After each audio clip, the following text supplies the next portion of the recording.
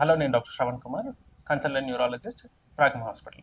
నరాల బలహీనత అంటే కొంతమందికి సిమ్టమ్స్ బట్టి, ఇప్పుడు పేషెంట్ కొంతమందికి ఎక్కువసేపు కూర్చుంటే తిమ్మిళ్ళు రావడం, లేదు షుగర్ పేషెంట్లో కాళ్ళలో తిమ్మిళ్ళు రావడము, మంటల్లో రావడము, ప్లస్ నడుస్తుంటే చెప్పులు జారిపోవడం, జారిపోయింది కూడా తెలవకపోవడం, కూర్చుంటే లేవడానికి ఇబ్బంది పడడము, చెప్పులు మళ్ళీ కూర్చుంటే మెట్లు ఎక్కడం ఇబ్బంది, మెట్లు దిగడం ఇబ్బంది, నడుము నొప్పి రావడం, మెడ నొప్పి రావడం, ఇవన్నీ నరాల బలహీనత లక్షణాలు.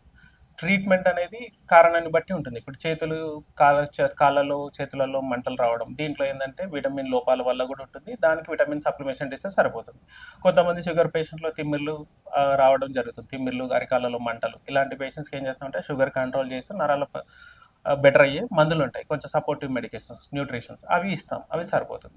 అదే నడుము నొప్పి అనుకోండి, నడుము నొప్పికి సంబంధించి కొంచెం డిపెండింగ్ పడతారు. కొంతమందిలో లంబార్ స్పాండలోసిస్ అంటాము, మెడ నొప్పి వస్తే సర్వైకల్ స్పాండలోసిస్. దీనికి పేషెంట్స్ తగ్గట్టు సిమ్టమ్స్, పేషెంట్కి ఓన్లీ ఎక్స్రేని బట్టి లేదా అవసరం అంటే ఎంఆర్ఐ స్కాన్ని బట్టి చేసి దాని తగ్గట్టు కొంచెం పెయిన్ కిల్లర్స్, మజిల్ రిలాక్సెంట్, నరాలు పెరగడానికి మందులు యాడ్ చేస్తాం.